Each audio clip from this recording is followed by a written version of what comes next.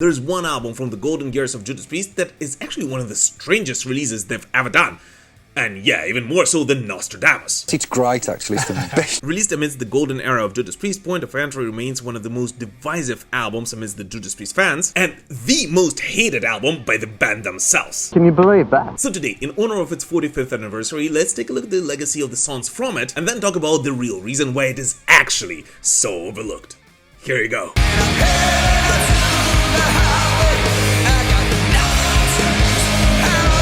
Guys, super quick, please do not hesitate to comment on anything you hear or see in this video, and especially if you disagree with me, because the whole point of our Defenders of the Faith series is, of course, to start a conversation. But alright, let's do it. Point of Entry was released on February 26, 1981. 2 weeks after Judas Priest had already kicked off their worldwide Blitz tour. And this wasn't some small club run. Worldwide Blitz tour was massive, 115 shows across Europe and North America, featuring names like Saxon, Def Leppard, Accept, Savoy Brown, Humble Pie, and Iron Maiden as support acts on different legs of that tour. Yes, Iron Maiden, which by the way means that this year marks exactly 45 years since heavy metal fans around the world have been begging the two giants of heavy metal to unite forces at live shows once again.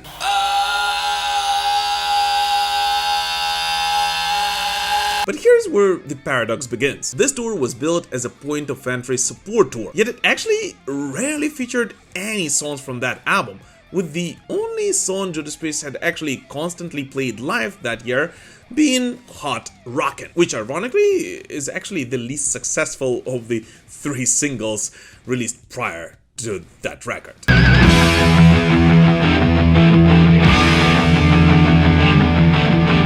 On the European legs of the tour, they also added Troubleshooter, and during the North American leg, as well as the second European leg, Solar Angels and Heading Out the Highway. But even then, Troubleshooter was dropped after only the 5th show of the first North American leg, and replaced by the classic hit Hellbent for Leather.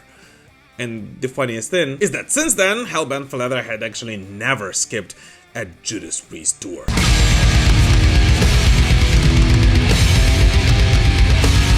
So yeah, technically it was an album support tour, but in reality, it barely even looked like one. Yet while on a tour built as a Point of Entry support run, there were still some songs played from that album. What happened after the worldwide Blitz tour ended seems to be even more telling. Because after that tour ended, the Point of Entry material almost completely disappeared from Judas Priest's setlists for good. Well, most of it anyway. Only 2 songs from Point of Entry remained in Judas Priest's setlists on anything resembling a regular basis, with the first one being, of course, the only real hit single from that record, Heading Out the Highway, which Priest did not really play constantly year after year, yet it did keep resurfacing every few seasons, especially at festivals and special events, like for example during Judas Priest's festival run in South America last April.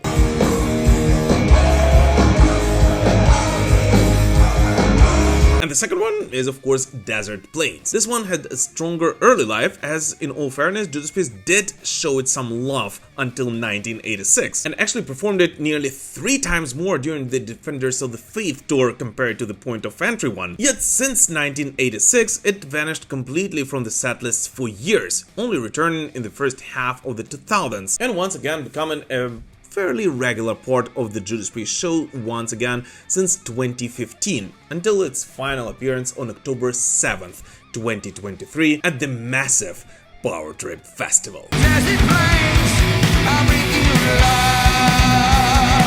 And then there is Hot Rockin', which was completely ignored after just a handful of performances in 1981, yet somehow made it back into this band's setlist in 2005 during the Angel of Retribution World Tour, when the band played it regularly from February to May during 30 shows in Europe and 7 in Japan. Yet once that tour ended, almost no one except for a bunch of Judas Priest fans in North America had a chance to witness that song live.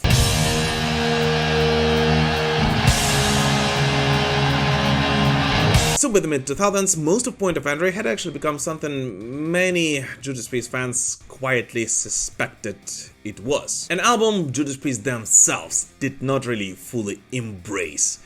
and especially on stage. But in all fairness, there is actually one song from Point of Entry that followed a slightly different path. Originally released as the B-side to the first Point of Entry single Don't Go, Solar Angels was played more or less regularly during the 1981 world tour, and then, just like most of the album, completely disappeared for years. It only resurfaced briefly during the Angel of Retribution tour in October of 2005, when Judas Priest played it at 8 shows in the United States, only to once again miraculously return in 2025, when after 20 years of absence, Solar Angels reappeared in the Judas Priest setlist during the band's Shield of Pain tour. All in all, being featured 44 times during that run, bringing its total live performances up to 98, and suddenly making it the 3rd most performed song from Point of Entry.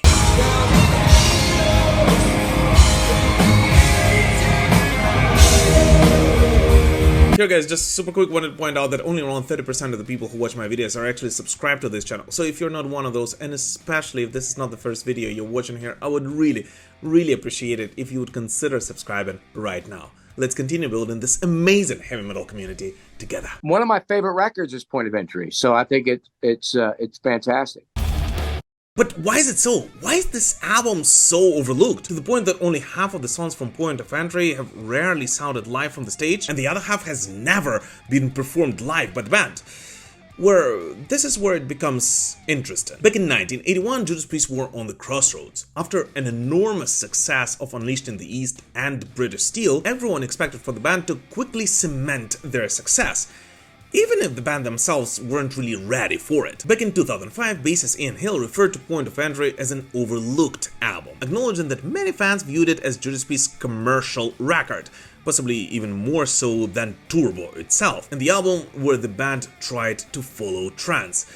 And honestly, that perception did not really come from nowhere. At that time, Judas Priest were under enormous pressure to break America properly, as even after the success of British Steel, the band still felt they needed a stronger foothold in the US market. As Glenn Tipton explained, they wanted to become a truly world-renowned band.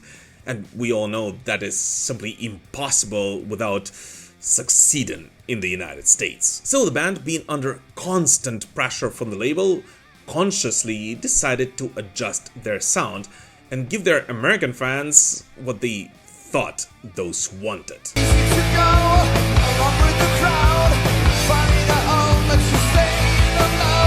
According to Kiki Downing, who, by the way, believes that Point of Entry is literally the worst Judas Priest album ever released, the main problem of Point of Entry was that it suffered from heavy label pressure, who, after enormous success of Breaking the Law and Living After Midnight, wanted nothing but radio hits. And so on Point of Entry, Judas Priest essentially did what they were pushed to do.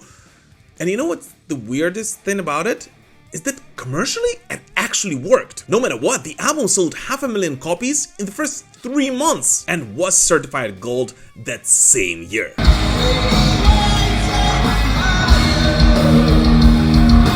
But creatively, in all honesty, it wasn't exactly up to par with what came before and what would come after it. As Point of Entry is actually one of the strangest albums in heavy metal, and possibly the strangest in the Judas Priest discography. As in my opinion, it actually holds some of the catchiest hits this band has ever released, including Heading Out to the Highway, Desert Plains, and Solar Angels. Which, by the way, for the fact, I absolutely love that the band decided to bring back into their setlist last year, and I can't believe that I missed that tour. But at the same time, yes, in their attempt to please their American fans, on the other half of that album, Judas Priest also released what possibly is the weakest songs they've ever released in their career, including that one. And those who are not new to our Defenders of the Faith series know which one I'm talking about. And all of that happened because Judas Priest did not really stay fully true to themselves back in 1981, going so hard out of their way to please their American fans that they lost or at least did not utilize to the fullest the spark that made them the biggest heavy metal band on the planet at that time, and that is actually audible and visible in everything related to Point of Entry. Starting with the alternative cover artwork that they decided to release for the United States market, and ending with the fact that they started to experiment with their stage presence, even to the point of getting rid of leather and wearing jeans on the American leg of the tour, trying to fit in with the crowd slightly better. Which we all know did not really work. Looking good, boy. But the craziest thing is that all of that happened when Judas Priest were actually on top. And I think that the band felt it right away, and that's exactly why they decided to drop the songs from the album they went on tour to support, just to be able to give their loyal fans the best heavy metal show on the planet at that time. And God knows, despite all of the possible flaws of Point of Entry, no one could beat Priest at a live gig back in 1981.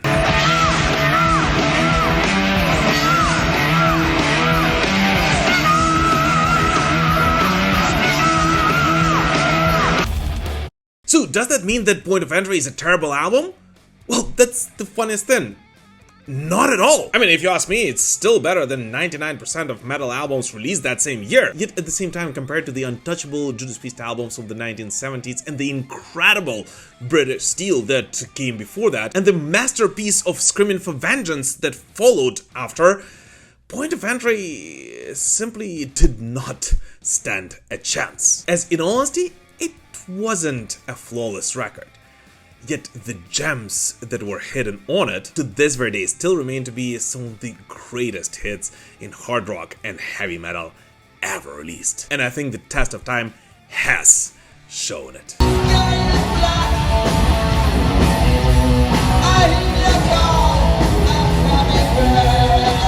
And hey, by the way, if you think that Judas Priest were really following trends and tried to conquer America with Point of Entry, just wait until you see what happens 5 years after that. But that, of course, is a topic for an absolutely different video. As yes, in a month and a half, Turbo will be celebrating its 40th anniversary. And I've already prepared something extra special for all of you guys.